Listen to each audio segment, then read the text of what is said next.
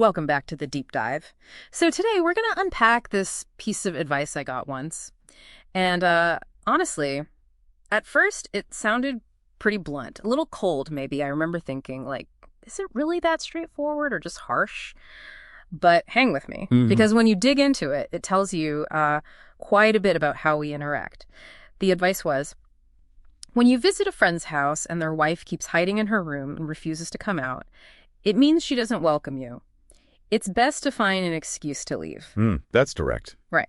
Okay, so let's really picture this, because this is one of those times where, what isn't said is practically shouting. Imagine you pull up, you're heading into your buddy's place, ready to hang out. You walk in, ask, hey, where's Sarah? And you see your friend do that little shuffle, avoids your eyes, maybe mumbles, oh, she's in the room. Just relaxing. Yeah, you feel that shift immediately. Exactly. Then an hour goes by, you can hear movement, maybe the TV's on low in the other room, but she never pops out, not even for a quick hello. Yeah. Nothing.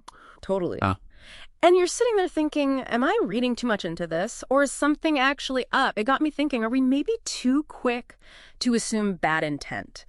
Or is there a reason this kind of nonverbal stuff is just so potent? That's a really good point, because it's usually not about malice, is it? Yeah. It's fascinating how much gets communicated without anyone saying a word. Our mission today, really, is to help you kind of sharpen your read on these subtle cues, these nonverbal signals, not just, good manners. It's a key part of social intelligence. It helps you handle these tricky spots with, grace. And importantly, helps you sidestep those mental traps, like confirmation bias. Where you might twist things to fit what you hope is true instead of seeing what's actually laid out. Oh, confirmation bias. Yeah, that hits home. It really comes down to the energy of the situation, doesn't it? Because, like you said, vibes don't lie. Staying there, it just feels, painful. It's awkward for you, awkward for your friend who's stuck in the middle, and let's be real, probably awkward for the person hiding, too. It just sucks the energy out of the room for everyone. Exactly.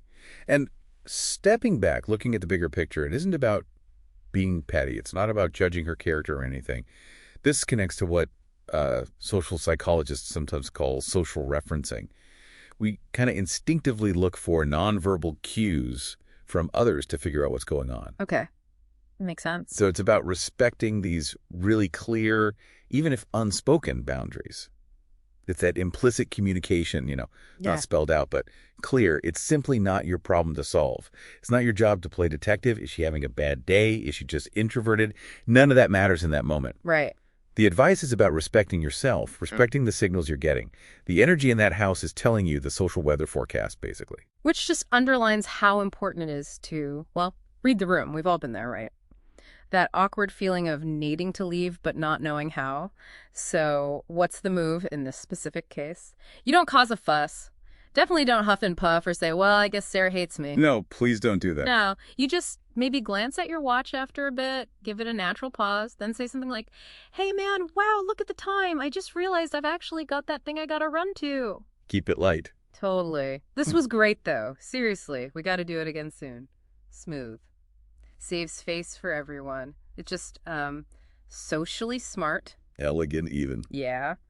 And here's a pro tip for the next time, something you see in lots of etiquette guides across cultures. You suggest a place, maybe, hey, let's grab a beer downtown next week, or how about coffee on Tuesday? Take it out of their personal space. Exactly. It lifts that whole social pressure off their home, removes the variable, Then you can just relax and enjoy catching up without any weird undercurrents. And this whole situation, it really brings up a bigger question for you, the listener, to mull over.